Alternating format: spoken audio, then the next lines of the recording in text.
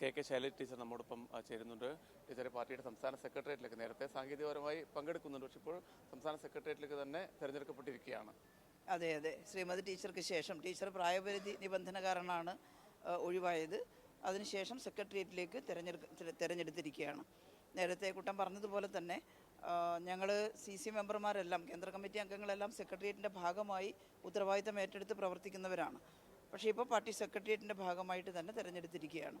വലിയ ഉത്തരവാദിത്തം ഞങ്ങളെല്ലാം നിർവഹിച്ചുകൊണ്ടിരിക്കുന്നുണ്ട്. എന്നാൽ ഈ സമൂഹത്തിലുണ്ടായിട്ടുള്ള പുതിയ മാറ്റങ്ങൾക്കനുസരിച്ച് CPIMൻ്റെ പ്രവർത്തനം കുറേയും കൂടി വിപുലമാക്കണം എന്നുള്ളതാണ് ഈ സമ്മേളനം തീരുമാനിച്ചിട്ടുള്ളത്. ഇപ്പോൾ നമ്മുടെ സമൂഹത്തിൽ പുരോഗമനപരമായിട്ടുള്ള ഒട്ടേറെ കാര്യങ്ങൾ സന്നിവേശിപ്പിച്ചിട്ടുള്ളത് ഇടതുപക്ഷ ആശയഗതികളാണ്. അതോടൊപ്പം നവോത്ഥാന പരിഷ്കരണ പ്രസ്ഥാനങ്ങളും.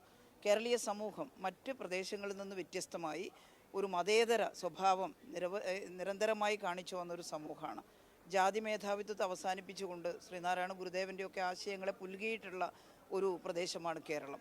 അപ്പോൾ ആ മതേതരത്വത്തിന് കോട്ടമുണ്ടാകാതെ, ജനാധിപത്യ ബോധത്തിന് കോട്ടമുണ്ടാകാതെ, ജവഹർലാൽ നെഹ്റു ഒക്കെ ഇന്ത്യ സ്വതന്ത്രയായപ്പോൾ പറഞ്ഞതുപോലെ ശാസ്ത്രബോധം ഉൾക്കൊള്ളുന്ന ഒരു സമൂഹമായിട്ട് ഇന്ത്യയെ മാറ്റുക എന്ന് പറഞ്ഞു. ഇന്ത്യയിലാകെ അത് സാധ്യമായിട്ടില്ല. പക്ഷേ കേരളത്തിൽ നമുക്ക് ശാസ്ത്രബോധം ഉൾക്കൊള്ളുന്ന സമൂഹമായി കേരളത്തെ മാറ്റണം. കേരളത്തിലും ഫ്യൂഡൽ ആശയഗതികളും അന്ധവിശ്വാസങ്ങളും അത് കുറേശ്ശെയായിട്ട് വർദ്ധിച്ചു വരുന്നുണ്ടോ എന്ന് സംശയിക്കുന്ന ഒരു സമൂഹമാണിത്.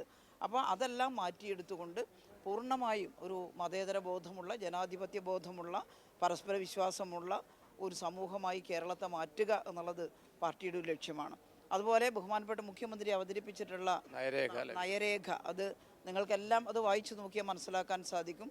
ആധുനിക കാലഘട്ടത്തിൽ വളരെ വ്യക്തമായി ജനകീയമായി ചിന്തിച്ചുകൊണ്ട് ജനങ്ങളെ ആധുനിക കാലഘട്ടത്തിൽ ജീവിക്കാൻ അവരെ സന്നദ്ധരാക്കുന്ന ഒരു നയരേഖയാണ് ഞങ്ങൾ അവതരിപ്പിച്ചത്.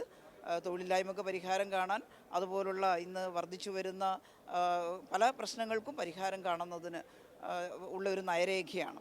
അതിൽ കൃത്യമായിട്ട് അവതരിപ്പിച്ചത് മാത്രമല്ല, പ്രതിനിധികളുടെ ഭാഗത്തുനിന്നുണ്ടായ നിർദ്ദേശങ്ങൾ, ജനപ്രതിനിധികളും പാർട്ടി സഹാക്കളും ഒക്കെ പങ്കെടുത്തു. ആ നിർദ്ദേശങ്ങൾ ഒരു നവകേരളം കെട്ടിപ്പടുക്കുന്നതിന് വളരെ സഹായകമാണ്. നമ്മൾ വളരെ റവന്യൂ വരുമാനം കുറഞ്ഞൊരു സംസ്ഥാനമാണ്. കേന്ദ്ര ഗവൺമെൻറ്റിൻ്റെ ഒരു ഇഷ്ടമല്ല പലപ്പോഴും നമ്മളോട് പ്രകടിപ്പിക്കുന്നത്. നമ്മുടെ ടാക്സ് ഷെയർ പോലും കൃത്യമായിട്ട് കിട്ടുന്നില്ല. ആ സമയത്ത് സംസ്ഥാനത്തിന് പിടിച്ചു നിന്നേ മതിയാവും രണ്ട് കാര്യങ്ങൾക്ക്. ഒന്ന്, ഇപ്പോൾ നടത്തുന്ന സാമൂഹ്യക്ഷേമ നടപടികൾ, സോഷ്യൽ വെൽഫെയർ മെഷേഴ്സ്, അത് കൃത്യമായിട്ട് പാലിച്ചുകൊണ്ട് പോകണം. മറ്റൊന്ന്, ആധുനിക ശാസ്ത്ര സാങ്കേതിക വിദ്യകളുടെ സൗകര്യങ്ങൾ കേരള സമൂഹത്തിലേക്ക് സന്നിവേശിപ്പിക്കണം. അതിന് കഴിയണമെങ്കിൽ വലിയ വികസനം വ്യവസായ രംഗത്തും കാർഷിക മേഖലയിലൊക്കെ ഉണ്ടാവണം. ഇതിന് പണവും ആവശ്യമാണ്. അത്തരത്തിലുള്ള മൂലധന മുതൽ മുടക്കുകൾ എങ്ങനെ ഉണ്ടാക്കും എന്നുള്ളതിൻ്റെ ഒരു രേഖയാണ് കൂടിയാണ് അവതരിപ്പിച്ചിരിക്കുന്നത്. സമ്മേളനം വലിയ അംഗീകാരം നൽകി എന്നുള്ളതാണ്. വലിയ അംഗീകാരം നൽകി. പ്രതിനിധികളൊക്കെ വലിയ ആവേശത്തില. പ്രതിനിധികളെന്ന് വെച്ചാൽ നാളെ പോയിട്ട് ഈ കാര്യം നടപ്പിലാക്കേണ്ടുന്ന സഖാക്കളാണ് തിരഞ്ഞെടുക്കപ്പെട്ട പ്രതിനിധികളായിട്ട് വന്നത്. ഒരു സംശയവുമില്ല. കേരളത്തിലെ യുവാക്കളുടെ പിന്തുണ, കേരളത്തിലെ സ്ത്രീകളുടെ പിന്തുണ, ബഹുജനങ്ങളുടെ പിന്തുണ CPIMനുണ്ടാകും.